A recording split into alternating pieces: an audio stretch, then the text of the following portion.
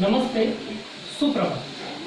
पिछली कक्षा में हमने पढ़ा व्याकरण के 3 अंग, जिसमें पहला अंग हमने पढ़ा वर्ण विचार, दूसरा शब्द विचार, तीसरा है वाक्य विचार। वाक्य विचार को पढ़ने से पहले हम वाक्य की परिभाषा पढ़ते हैं कि 2 या 2 से अधिक शब्दों के समूह जो सार्थक हो, क्रमबद्ध हो, का वाक्य कहलाता है। जैसे परिभाषा हमने यहाँ पर लिखी कि 2 या 2 से अधिक सार्थक शब्दों के समूह को हम वाक्य कहते हैं। वाक्य मुख्य रूप से 2 प्रकार का होता है। पहला है आपका उद्देश्य और दूसरा है विधेय। उद्देश्य के अंदर जिसके बारे में कहा गया हो वो आपका उद्देश्य कहलाता है। जैसे उदाहरण के लिए मीरा गाना गा रही है, यानी कि गाना कौन गा रही है? मीरा गा रही है, यानी कि जिसके बारे में बताया गया हो वो आपका उद्देश्य कहलाता है। यहाँ पर मैं अंडरलाइन किया है कि मीरा जो है यहाँ पर वो आपका उद्देश्य। दूसरा है आपका विधेय, यानी कि उद्देश्य के बारे में जो शब्द बता रहा है, जो वाक्य बता रहा है वो आपका विधेय कहलाता है। जैसे उदाहरण के लिए हमने दिया मीरा गाना गा रही है, यानी कि हमने अंडरलाइन किया गाना गा रही है, यानी कि गाना कौन गा रही है?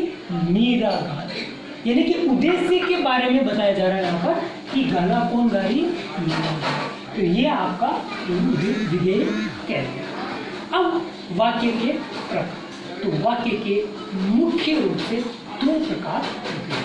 पहला है अर्थ के आधार पर, दूसरा है रचना के आधार पर। पहला है अर्थ के आधार पर। अर्थ के आधार पर जो वाक्य है उसके वापस अलग अलग प्रकार है। उसमें पहला प्रकार है विधान वाचक वाक्य, यानी कि ऐसा वाक्य जिसमें क्रिया के होने या पाए जाने का पता चलता हो, उस वाक्य को हम विधान वाचक वाक्य कहते हैं। दूसरा है निषेध वाचक वाक्य, यानी कि ऐसा वाक्य जो नकारात्मक हो, नेगेटिव हो, आपका निषेध वाचक वाक्य कहलाता है। जैसे उदाहरण में आज वर्षा नहीं हुआ, यानी कि इसमें मना किया गया है, इनकार किया गया है, इस वाक्य को हम निषेध वाचक वाक्य कहेंगे।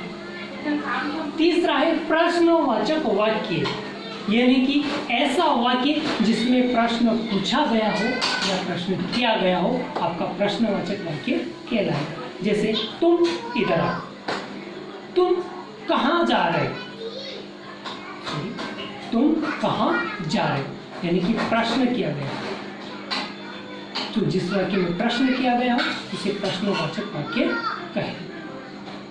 चौथा है आज्ञावाचक वाक्य, यानी कि जिसको आज्ञा दी गई हो, ऑर्डर दिया गया हो, ऐसे वाक्य को हम आज्ञावाचक वाक्य कहते हैं। जैसे तुम बाहर जाके बैठो, मैंने आदेश दिया, ऑर्डर दिया, आज्ञा दी, तुम बाहर जाकर के बैठ जाओ, तो ऐसे वाक्य को हम आज्ञावाचक वाक्य कहेंगे। नेक्स्ट है संदेहवाचक वाक्य, यानी कि जिस वाक्य के अंदर संदेह प्रकट किया गया हो उस वाक्य को हम संदेहवाचक वाक्य कहते हैं। जैसे उदाहरण के लिए शायद कल वर्षा हो सकती है, शायद कल वर्षा हो सकती है। आज के मौसम को देख करके हम अनुमान लगा रहे हैं कि वर्षा हो सकती है, होगी या नहीं होगी ये पता नहीं, लेकिन हम एक अनुमान लगा रहे हैं कि संदेह हो रहा है कि शायद हो सकती है, क्योंकि मौसम ऐसा है, बादल छा रहे हैं, तो शायद। अगला इच्छावाचक वाक्य, यानी कि हम अपनी इच्छा प्रकट कर रहे हैं जिस वाक्य के द्वारा, उस वाक्य को हम इच्छावाचक वाक्य कहेंगे। जैसे आप स्वस्थ रहो, सदा सुखी रहो, हमारी इच्छा है, हमारी तमन्ना है कि आप क्या रहो? स्वस्थ रहो, सुखी रहो। इसमें इच्छा प्रकट की गई है, इसलिए हम इसे इच्छावाचक वाक्य कहें। अगला है विस्मयवाचक, जहां पर आश्चर्य प्रकट हो रहा हो, शोक प्रकट हो रहा हो, दुख प्रकट हो रहा हो, घृणा प्रकट हो रही हो, उसे हम विस्मयवाचक वाक्य कहेंगे। जैसे अरे तुम कब आए, इसे हम विस्मयवाचक वाक्य, आश्चर्य हो रहा है कि तुम कब आए। नेक्स्ट है संकेतवाचक, जहां पर इशारा प्रकट किया जा रहा हो, संकेत प्रकट किया जा रहा हो, उस वाक्य को हम संकेत वाचक वाक्य कहेंगे। अगला है रचना के आधार पर वाक्यों के प्रकार। तो रचना के आधार पर वाक्यों में पहला प्रकार है सरल वाक्य। जैसे नाम से स्पष्ट हो रहा है, ऐसा वाक्य जो बिल्कुल सरल हो। अब सरल वाक्य कैसे होगा?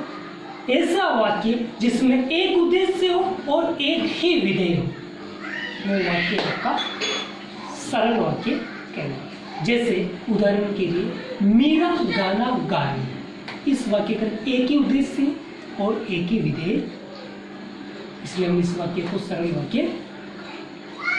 दूसरा है संयुक्त वाक्य। जैसे नाम से स्पष्ट हो रहा है कि संयुक्त मतलब जोड़ने वाला।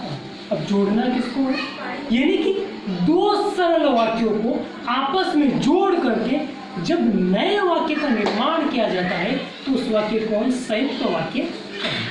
लेकिन ये जो संयुक्त वाक्य दो सरल वाक्यों को आपस में जोड़ने के लिए एक समुच्चय बोधक अवयव का हम प्रयोग करते हैं।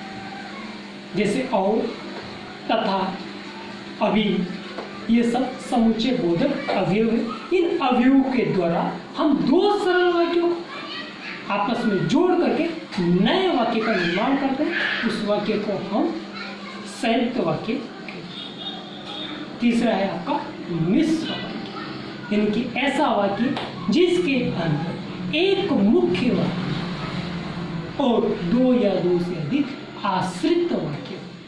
आश्रित का मतलब डिपेंडेंट वाक्य, यानी कि एक मुख्य वाक्य, उस मुख्य वाक्य के आधार पर दो या दो से अधिक वाक्य उसके ऊपर आश्रित हो, डिपेंडेंट वाक्य हो, उन वाक्यों को हम मिश्र वाक्य कहते हैं। आज के लिए इतना ही। धन्यवाद।